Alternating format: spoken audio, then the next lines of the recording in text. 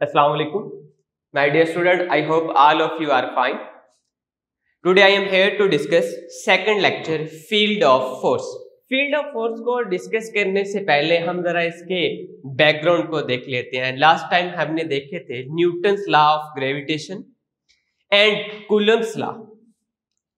अगर हम Newton's law of gravitation and Coulomb's law की बात करें तो न्यूटन्स लॉ ऑफ ग्रेविटेशन में हमारे पास अगर मैथमेटिकली उसको लिखना चाहें तो कुछ यूं लिख सकते हैं, F of G must be equal to capital G m1 m2 divided by R square. इसको कहते हैं Newton law of gravitation. Another हमने देखा था कूलम्स लॉ, जिसको हमने कुछ मैथमेटिकली यूं लिखा था, F of E must be equal to k Q1 Q2 divided by R square. अगर हम गौर से देखें तो यहां हमारे पास ग्रेविटेशन लॉ में जो ये फोर्स ऑफ ग्रेविटी है ये मैसेस के प्रोडक्ट के प्रोपोर्शनल है, और यहां पर जो इलेक्ट्रोस्टैटिक फोर्स है ये चार्जेस के प्रोडक्ट के प्रोपोर्शनल. ताहम ये जो फोर्स ऑफ ग्रेविटी है ये प्रोडक्ट ऑफ देयर मैसेस के प्रोपोर्शनल हुई, और जो इलेक्ट्रोस्टैटिक फोर्स जो है वो प्रोडक्ट ऑफ देयर चार्जेस के प्रोपोर्शनल. पहला क्वेश्चन यहां पर हमारे पास ये मौजूद है, how the origin of these forces, या how are the origin of these forces. How are the origin of these forces. इन दोनों फोर्सेस का ओरिजिन कहां है? It is still unknown. अभी तक इसके बारे में कोई इल्म नहीं. ताहम that's why we called these forces are natural forces.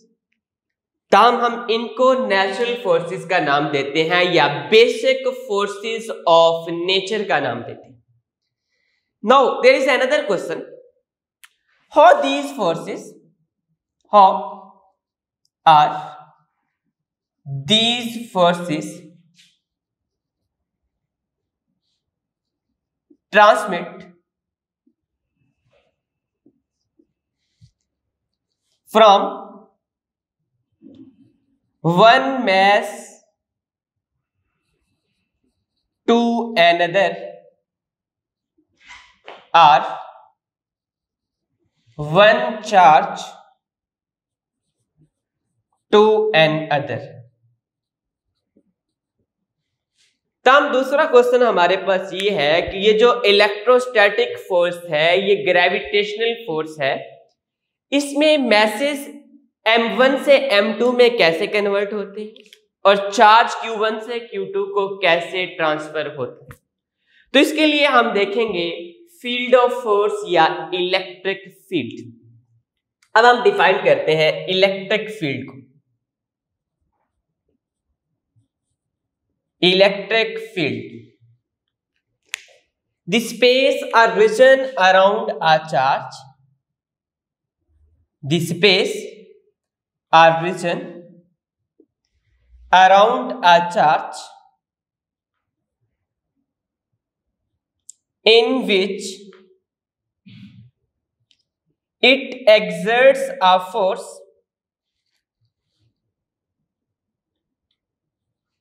on an other charge.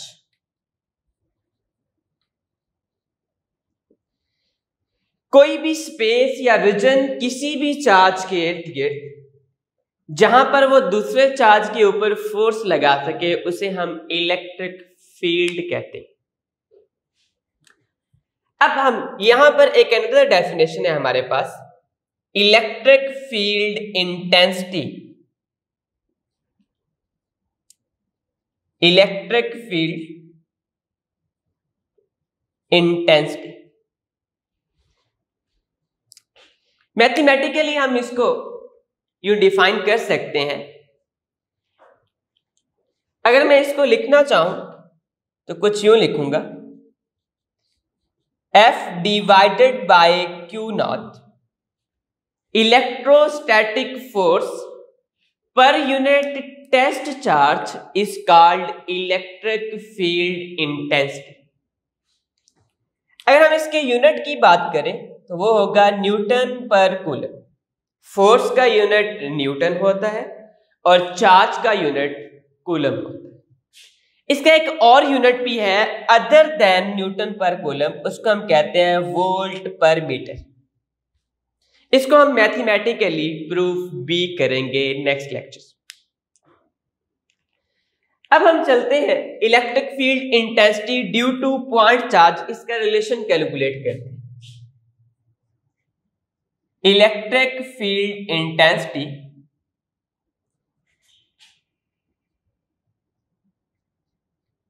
Due to point charge.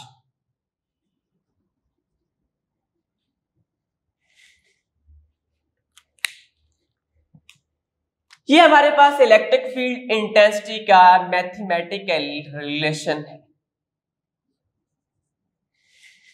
Suppose करें ये आपके पास कोई भी एक चार्ज है Q, ये उसके इर्द गिर्द रीजन है जहां पर इलेक्ट्रिक फील्ड एग्जिस्ट करता है। इसके करीब एक और चार्ज रख लें और उसको नाम दें Q0। लेट्स से ये एक टेस्ट चार्ज है और ये भी एक पॉजिटिव चार्ज, ये भी एक पॉजिटिव चार्ज। जब ये इसके पास आएगा तो ये चार्ज इसको रिपेल करवाएगा, तहम ये चार्ज इस तरफ ट्रांसफर हो जाएगा। ये Q इसकी तरफ मूव करेगा तो इसके बिटवीन कोई फोर्स लगेगी, उसको हम इलेक्ट्रोस्टैटिक फोर्स कहते हैं। और वो किसके बराबर होगी? ये चार्ज Q और यहां कितना इलेक्ट्रिक फील्ड प्रोड्यूस होगा उसके बराबर। F must be equal to QE। Electrostatic force का यहां रिलेशन पुट करके हम इलेक्ट्रिक फील्ड की वेक्टर फॉर्म निकालते पुट करते हैं। We know that previous lecture में मैंने ये इलेक्ट्रोस्टैटिक फोर्स का रिलेशन फाइंड करवाया था। 1/4 pi epsilon nought Q nought divided by R square, R unit vector या इसको R कैप भी बोल देते हैं। ये F की वैल्यूज इस इक्वेशन A में जाके पुट करते हैं। Putting values of electrostatic force in equation 1। Equation 1 में इलेक्ट्रोस्टैटिक फोर्स की वैल्यूज पुट अप कर तो ये आ जाएगी 1 divided by 4 pi epsilon nought Q nought divided by R square और ये Q नॉट साथ में R कैप। Q नॉट से Q नॉट कैंसिल हो जाएगा तो इलेक्ट्रिक फील्ड की वेक्टर फॉर्म आपके पास आ जाएगी 1/4 pi epsilon nought Q divided by R square R cap. यह है जी electric field intensity due to point charge. अब हम देखते हैं electric field lines.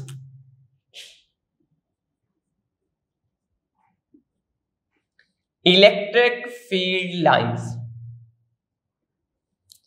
Actually electric field line is the visual representation of field of force और electric field.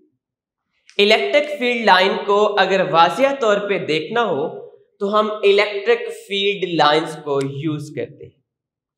Electric field lines एक किस्म का मैप होता है जो हमें यूजफुल इंफॉर्मेशन देता है about direction and strength of electric field. अब यहां हम कुछ चार्जेस को डिस्कस कर लेते हैं। फॉर एग्जांपल अगर हमारे पास पॉजिटिव चार्ज है और यहां पर हम इसके इर्द गिर्द भी काफी सारे पॉजिटिव चार्ज रिप्लेस कर देते हैं, रख देते हैं एक यूनिफॉर्म में। हमें पता है कि सेम चार्जेस एक दूसरे को रिपेल करते हैं। अब ये चार्ज इसके ऊपर फोर्स लगाएगा outward direction. Due to positive point charge the direction of electric field intensity will be radially outward. Similarly अगर आप नेगेटिव चार्ज की वजह से इसकी डायरेक्शन ड्रा करने की कोशिश करेंगे तो ये आपके पास इनवर्ड आएगी। जितनी भी फील्ड लाइंस हैं वो इनवर्ड डायरेक्शन में मूव करेंगे।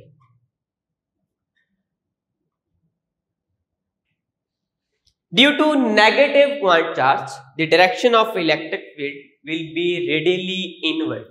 दो सिमिलर चार्ज लेते हैं, ये एक पॉजिटिव चार्ज है, इसके सामने एक और पॉजिटिव चार्ज है। आप देखेंगे कि इलेक्ट्रिक फील्ड लाइन यहां से निकलेंगी, सिमिलरली इलेक्ट्रिक फील्ड लाइन यहां से भी निकलेंगी, लेकिन क्योंकि सेम चार्ज है इसलिए ये यहां से बेंड होनी स्टार्ट हो जाए और सेम पॉइंट के ऊपर ये बेंड होना शुरू हो जाए अप टू सॉल्व। यहां पर भी जब हम इसको मजीद चेक करेंगे तो ये कर्व्स बनती हुई जाएगी। तो ये है जी दो सेम चार्जेस की डायरेक्शन के अगर दो सिमिलर चार्ज हो तो वहां पर इलेक्ट्रिक फील्ड लाइंस एक दूसरे को रिपेल करती हुई हमें नजर आए। इन दोनों चार्जेस के बिटवीन कुछ रीजन बच जाता है जहां पर कोई चार्ज एग्जिस्ट नहीं करता। इसको हम कहते हैं न्यूट्रल जोन। न्यूट्रल जोन या इसको जीरो फील्ड लोकेशन भी कहा जाता है कि ये एक ऐसा पॉइंट है जहां पर कोई चार्ज एग्जिस्ट नहीं करता, उसका कोई इफेक्ट नहीं होता। अगर हमारे पास दो अपोजिट चार्ज हो तो फिर इसकी डायरेक्शन कैसी बनेगी, उसके लिए भी हम चेक कर लेते हैं। आपको पता है इलेक्ट्रिक फील्ड लाइन पॉजिटिव से निकलेंगी, जैसा कि हमने यहां पर देखा पॉजिटिव चार्ज की वजह से इलेक्ट्रिक फील्ड लाइंस आउटवर्ड थी, तो यहां से आउटवर्ड जाएंगी और नेगेटिव पर जाके टर्मिनेट होती जाएगी। इसका मतलब यह हुआ कि इलेक्ट्रिक फील्ड लाइन पॉजिटिव से निकलेंगी और नेगेटिव पर जाके खत्म हो जाएगी। ये प्रोसेस कंटिन्यू रहेगा।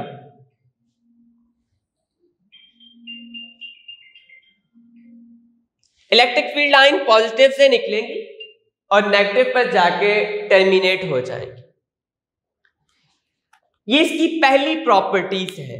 हम इलेक्ट्रिक फील्ड लाइंस की अगर प्रॉपर्टी की बात करें तो ये उसकी फर्स्ट प्रॉपर्टी है, यहां मैं लिख भी देता हूं। Number 1, electric field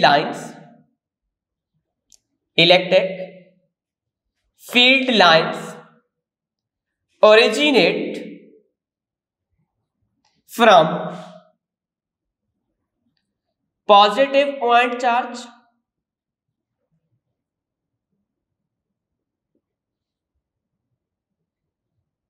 and terminate on negative point charge।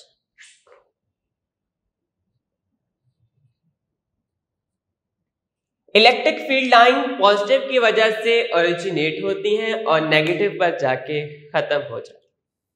हम बात कर रहे थे कि इलेक्ट्रिक फील्ड लाइन पॉजिटिव से निकलती हैं और नेगेटिव पर जाके खत्म हो जाती है। सेकंड प्रॉपर्टी इसकी क्या है? The tangent to the line, the tangent to the line at any point gives the direction of electric field. The tangent to the line at any point gives the direction of electric field intensity भी लिख सकते हैं। Number 3,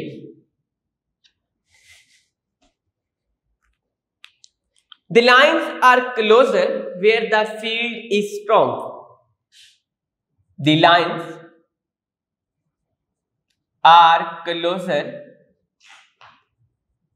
where the field is strong. The lines are further apart. The lines are further apart where the field is weak. अगर field lines आपस में close होंगी तो electric field strong होगा, अगर दूर होंगी तो इलेक्ट्रिक फील्ड वीक होगा।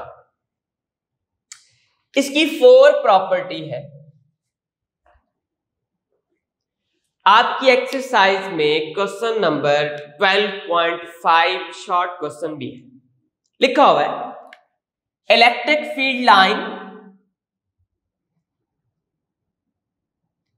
Electric field line never cross why. इसकी 4 प्रॉपर्टी, इसका आंसर है, हम लिखेंगे no. Two electric field lines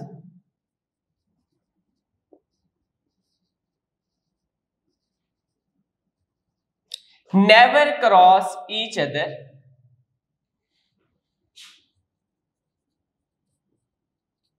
because E has only one direction at one point. If E has more than one direction,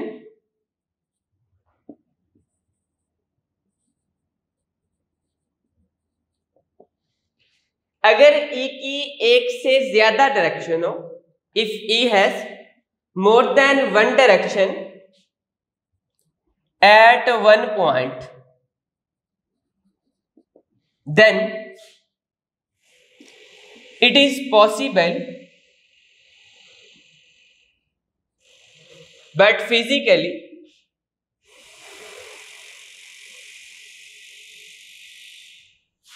this is not possible.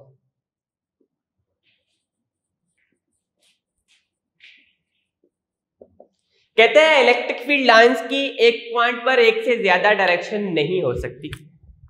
अगर ऐसा है, अगर एक से ज्यादा डायरेक्शन है तो वो एक दूसरे को कैंसिल कर सकती हैं, but physically it is not possible, physically ऐसा नहीं होगा।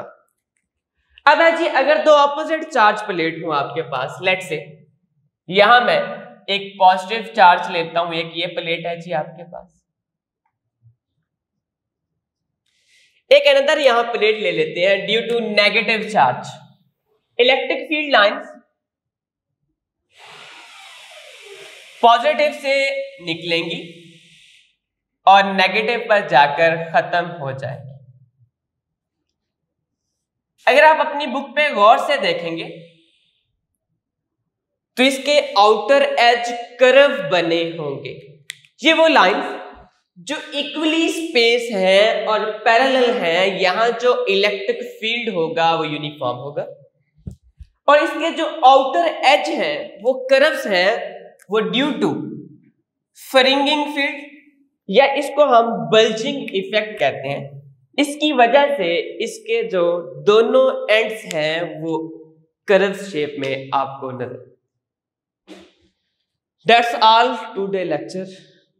Thank you, Allah Hafiz.